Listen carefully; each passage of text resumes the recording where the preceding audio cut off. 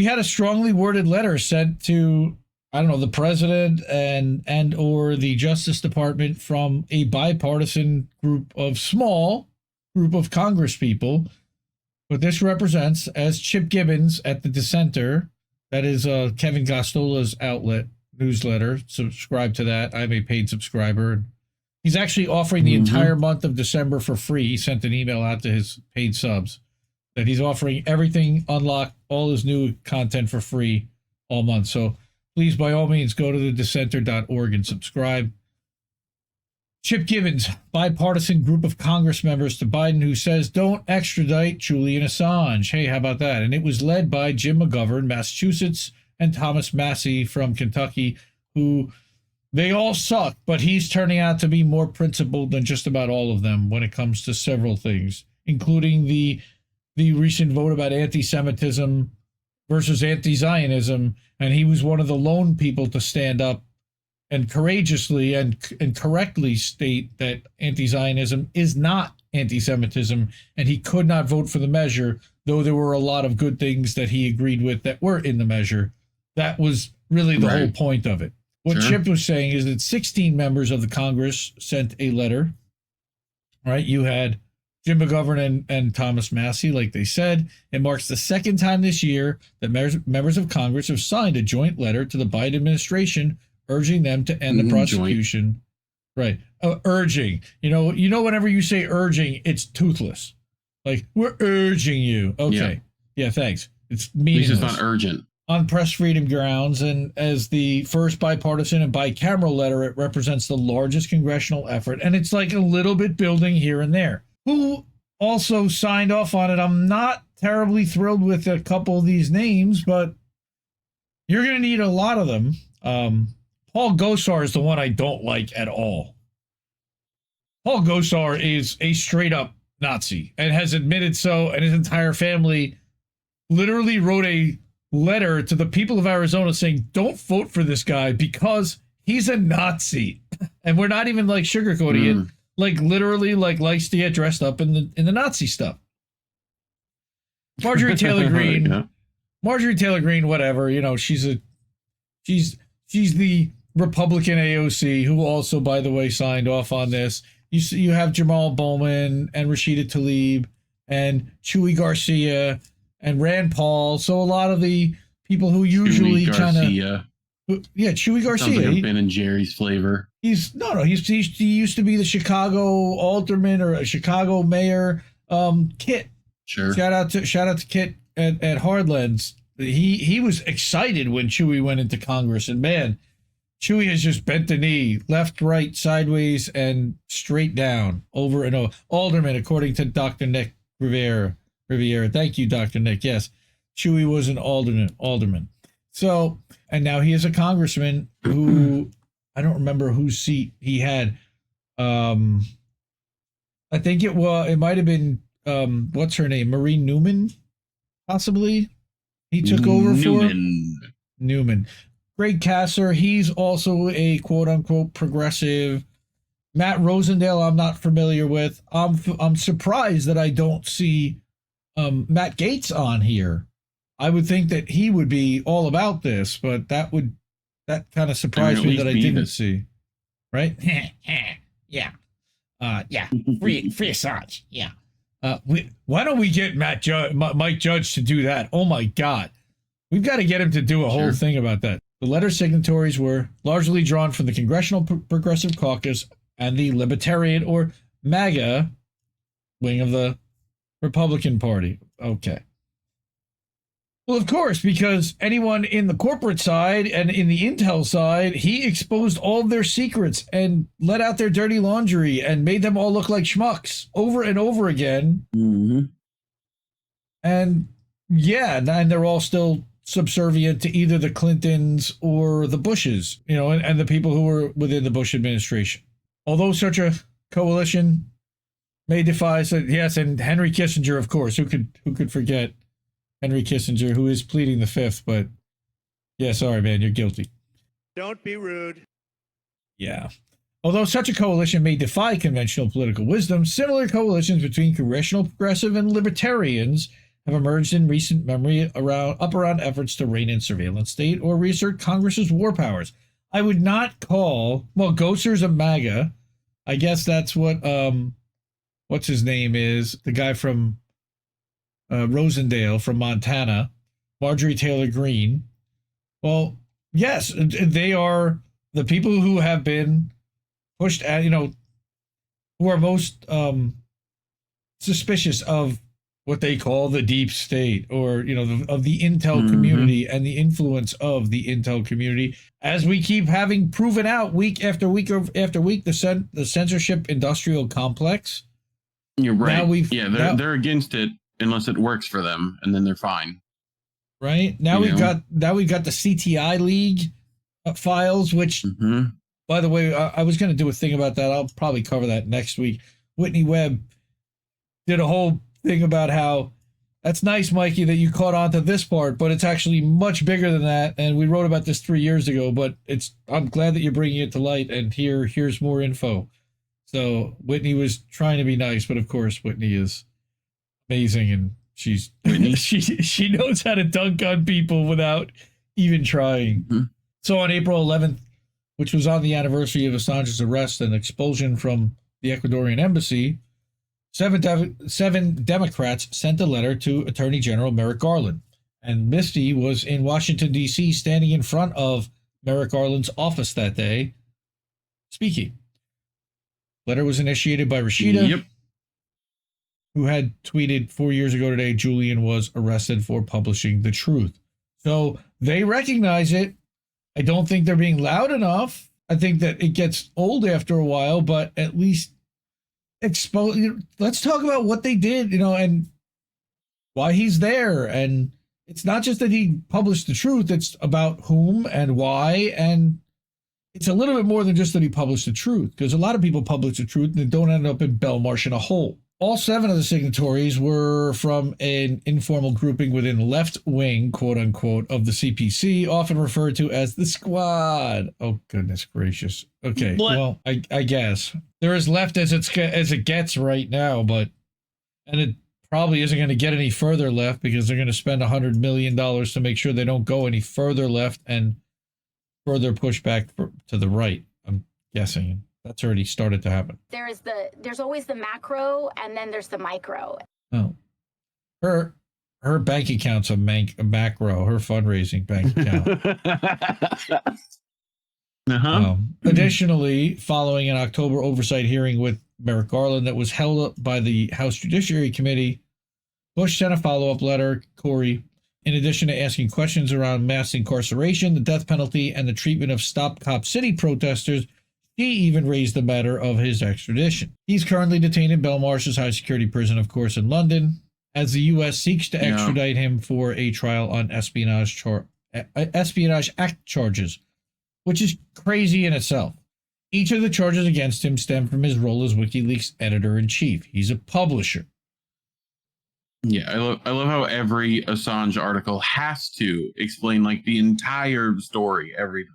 Well, it has to. Every Spider-Man movie has to go through a Spider-Man origin. Well, it has to, because there's so many people. Look, it's been spun so many times, and not just that, but the shitlibs turn and they decide to twist it every single time and use the wrong story that they heard from XYZ. And unless you continue, God, it feels like the Passover story. We have to continue to tell this story every year so that our ancestors will know exactly what happened to Julian.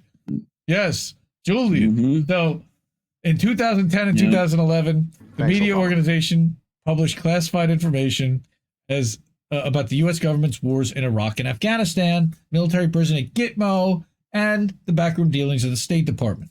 All of this was published while U.S. Army whistleblower Chelsea Manning, who was the source of the documents, of course, was one of a number of whistleblowers charged under the Espionage Act under President Barack Obama. The Assange indictment. Thanks, Obama.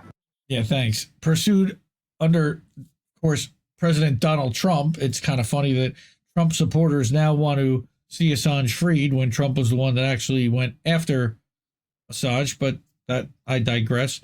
Hey, if they turn it around, great. And I think that they always wanted to see him free Assange. Honestly, I think that from the day that he Wrong. was there. I disagree with that. So, yeah, first time publisher was ever charged under the Espionage Act. They at the Belmarsh trial, or at the Old Bailey trial that Richard Medhurst and Kevin Gostola, who is the publisher of the Dissenter, covered, in the gallery on a daily basis, and then came out and did live stream reports every day. It was like 14 days long. Daniel Ellsberg, Nils Melzer, there were tons of people that testified that said that, the U.S. prison system, and they're going to get to this, I'm sure, here, but man, in spite of Obama's unprecedented use of the Espionage Act to silence journalists, sources, and whistleblowers, and its open antipathy for Assange and WikiLeaks, because they made him look like a dumbass a ton, the Obama administration balked at the prospects of formally indicting Assange under the Espionage Act. They feared the wide-ranging ramifications for press freedom of a successful prosecution under that act, also by the fact that he's not an American. They're bringing him in from foreign soil because they don't like what he published about us. How the hell do you do that? Mm-hmm. The Trump administration, of course. Just like this. Well, we know the Trump administration, guided by Attorney General Jefferson Beauregard Sessions and CIA Director Mike fuck you, we lie, we cheat, we steal Pompeo, reversed course. Both officials escalated. An interesting middle name. Well, yeah, he is a we lie cheat. He is the liar, cheater, and thief for sure. And he was former Secretary of State, former CIA Director. Both officials escalated U.S. security agencies' extra-legal activities, that's kind, against Assange, and brought the unprecedented indictment. So, quote, we believe the Department of Justice acted correctly in 2013 during your vice presidency when it declined to pursue charges against Mr. Assange. This is from the letter now. For publishing the classified documents because it recognized that the prosecution would set a dangerous precedent. We note that the 1917 Espionage Act was ostensibly intended to punish and imprison government employees and contractors for providing or selling state secrets to enemy governments, not to punish journalists and whistleblowers for attempting to inform the public about serious issues that some U.S. government officials might prefer to keep secret, especially if it might land some of those U.S. officials in jail, by the way, they don't add. Which is why they tried to tie Assange to both China and Russia all the time. Yep. Well, on top of the fact that they've secretly probably classified him as a terrorist in order to put the charges that they have put against him and the level of surveillance against the people who he was with, because it's the only way to justify it. We are aware that the Assange case has been cited by officials of the People's Republic of China, quote, right? China to claim that the U.S. is is hypocritical when it comes to its purported support for media freedom. We are also well aware that should the U.S. extradition and prosecution go forward, there is a significant risk that our bilateral relationship with Australia will be badly damaged, unquote. Yeah, right. You mean something like a nuclear submarine that has, Australian Australian Navy joint like an Australian officer literally on board a U.S. naval ship at all times?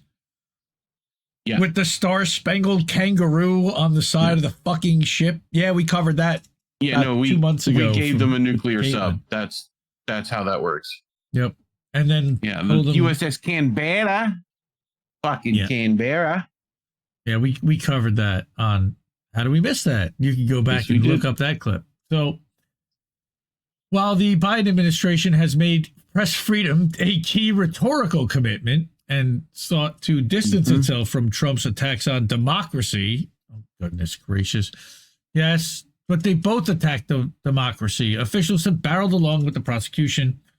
One recent report indicated that the FBI has tried to convince journalists to testify against Assange during a U.S. trial.